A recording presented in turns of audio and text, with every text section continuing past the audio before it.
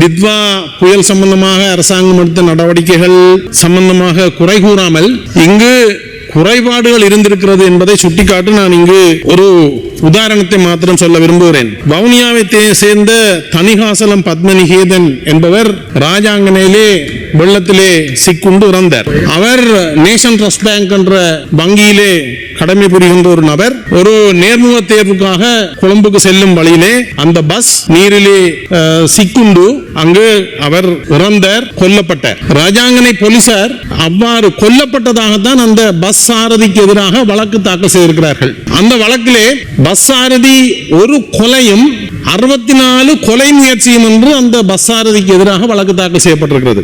ஏன் அவர்கள் கொலை என்று சொல்லுகிறார்கள்? இந்த கொலைக்கு 64 கொலை முயற்சிக்கு பஸ் சாரதி மட்டுமா பொறுப்பு கூற வேண்டும், அல்லது இந்த பெருந்தொகையான தண்ணீரை திறந்துவிட்ட அந்த நீர் முகாமைத்துவம் செய்பவர்கள் உரிய நேரத்திலே அறிவித்தல் கொடுக்காமல் திறந்துவிட்டு அவர்களுக்கு எதிராக நடவடிக்கை எடுக்க வேண்டுமா, அல்லது இந்த ரோட்டை கிராஸ் பண்ணி இவ்வளவு பெரிய நீர் போகிறது என்று தெரிந்து கொண்டும் இந்த பஸ்ஸை தடுத்து நிறுத்தாத போலீசாருக்கு எதிராக வழக்கு தாக்கல் செய்ய வேண்டுமா, அல்லது நாட்டிலே இப்படி ஒரு பாரிய அனர்த்தம் ஏற்பட்டிருக்கின்ற வேளையிலே ஒரு நேர்முக தேர்வுக்காக யாழ்ப்பாணத்திலே இருந்து ஒரு நபரை, ஒரு குடும்ப தலைவனை கொழும்புக்கு அழைத்த அந்த வங்கி முகாமைத்துவம் மீது நடவடிக்கை எடுப்பதா, அல்லது இவர்கள் எல்லாவற்றையும் கட்டுப்படுத்துகின்ற அனர்த்த முகாமைத்துவ திணைக்களத்தின் மீது நடவடிக்கை எடுப்பதா என்பதை இந்த பாராளுமன்றமும் அரசாங்கமும் தீர்மானிக்க வேண்டும்.